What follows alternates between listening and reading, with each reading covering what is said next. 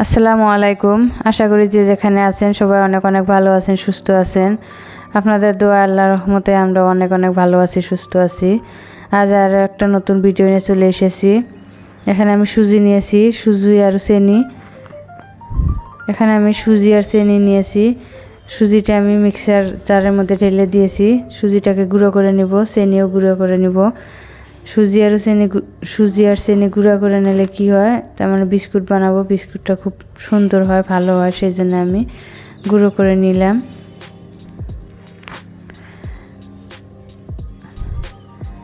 এখন আমি সুজিটা ঢেলে নিয়েছি, সুজি আমার গুঁড়ো করা হয়ে গেছে।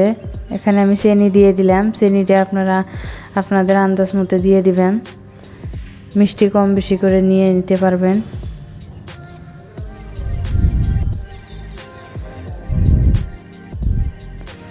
এখানে আমি 2টা ডিম নিয়ে নেব আর অল্প একটু চিনি গুঁড়া দিয়ে দিলাম। ডিম আর চিনি গুঁড়া একসঙ্গে ভালো করে মিশিয়ে নেব। অল্প একটু লবণ দিয়ে দিয়েছি। লবণ দিলে কি বিস্কুটের স্বাদ আরও দ্বিগুণ বেড়ে যায়, সেজন্য আমি অল্প একটু লবণ ইউজ করেছি। এখন লবণ, চিনি আর ডিম আমি খুব ভালো করে ফেটিয়ে নিচ্ছি।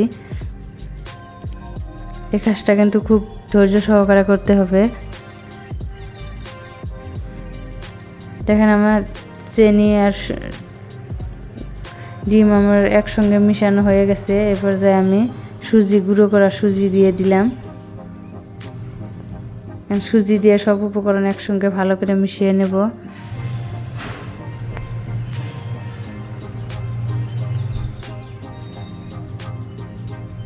দেখেন আমি হাত দিয়ে মিশিয়ে নিয়েছি। হাত দিয়ে মিশালে কিন্তু আরও বেশি ভালো হয়, সেজন্য আমি হাত ব্যবহার করেছি।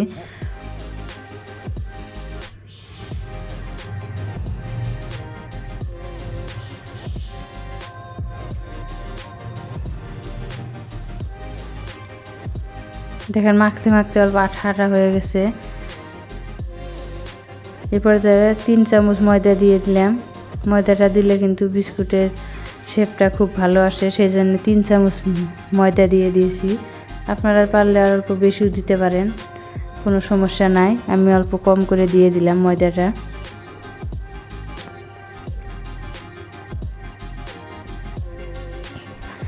এই মাখানোটা যত ভালো হবে ততই কিন্তু এই বিস্কুটটা উপরে খাস্তা হবো, ভিতরে কিন্তু নরম হবো। বিস্কুটটা খাইতে কিন্তু অনেক ভালো লাগবে, মজা লাগবে। সেই জন্য এই বিস্কুটের মাখানো কাজটা কিন্তু খুব ধৈর্য সহকারে করতে হবে। লাহে লাহে করবেন যাতে বিস্কুটটা আরও বেশি ভালো হয়, দেখতেও যাতে ভালো লাগে, খেতেও যাতে ভালো লাগে।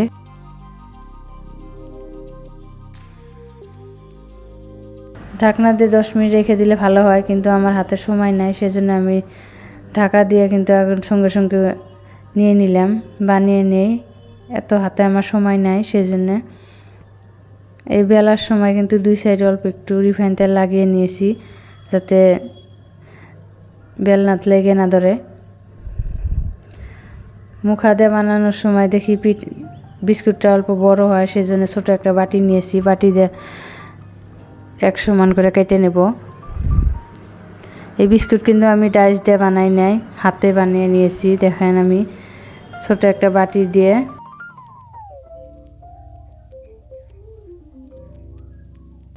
বিস্কুটের শেপটা দিয়ে দিয়েছি, ছোট একটা বাটি দিয়ে।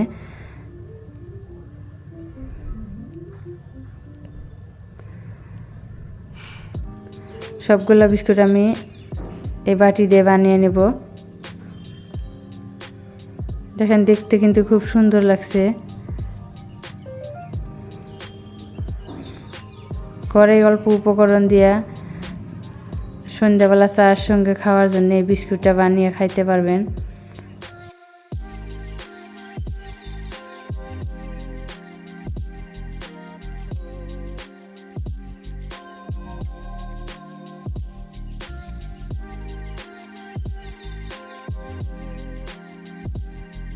বিস্কুটের চা হাতে বিস্কুট বানালে কিন্তু বেশি ভালো লাগে, সেই জন্য আমি হাতে বানিয়ে নিয়েছি। ভেজে বয়মে ভরায় চলে কিন্তু পুরো 1 মাস থাকবে, নষ্ট হবে না। একটা আমি ছোট করে বানিয়ে আপনাদেরকে দেখাই দিয়েছি। দেখেন ছোট করে বানালে আর বিস্কুটটা বেশি ভালো হয়, সেই জন্য আমি ছোট করে বানিয়ে নিলাম।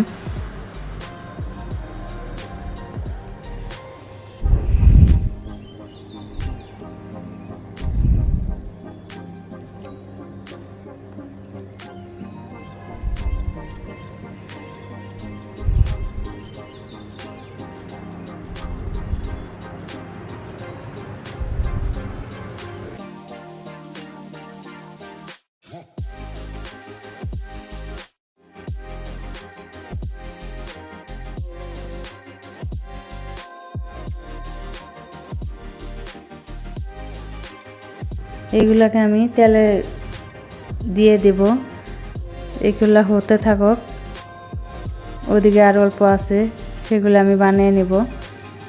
যেহেতু এই বিস্কুটটা লাহে লাহে ভাজতে হবে, এদিকে হতে থাক। অন্যদিকে আমি বাকি বিস্কুটগুলো বানিয়ে নিচ্ছি। তেল কিন্তু বেশি গরম করবেন না, অল্প হালকা গরম হওয়ার সঙ্গে সঙ্গে বিস্কুটটা তেলের ভিতরে দিয়ে দিবেন, যাতে বিস্কুট পুড়ে না যায়। বিস্কুট পুড়ে গেলে কিন্তু তিতো লাগবে।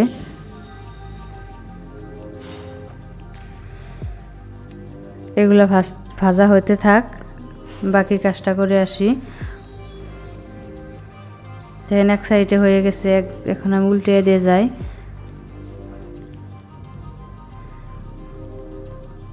উল্টা পাল্টা করে কিন্তু লাল লাল করে ভেজে নেবেন।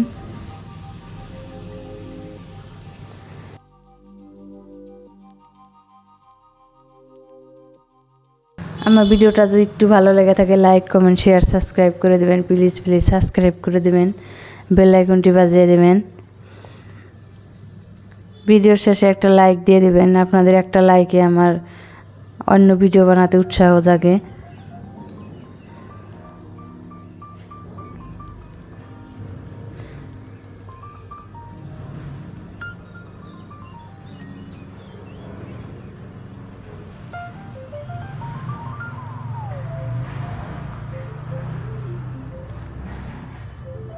করে কিন্তু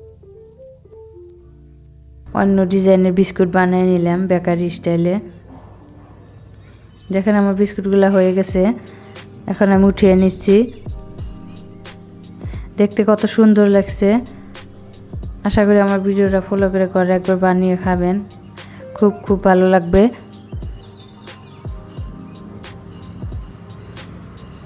এখন আমি বাকি বিস্কুটগুলোকে ভেজে নিচ্ছি।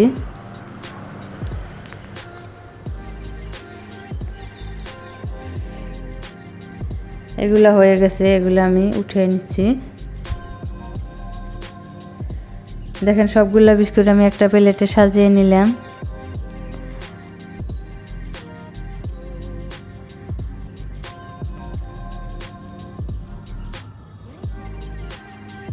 একটা ভেঙে আপনাদেরকে আমি দেখাই দেব যে বিস্কুটটা আমার কত নরম হয়েছে না শক্ত হয়েছে। আমার বিস্কুটটা দেখলে কিন্তু আপনারা বুঝতে পারবেন। সবাই অনেক অনেক ভালো থাকেন, সুস্থ থাকেন। আসসালামু আলাইকুম।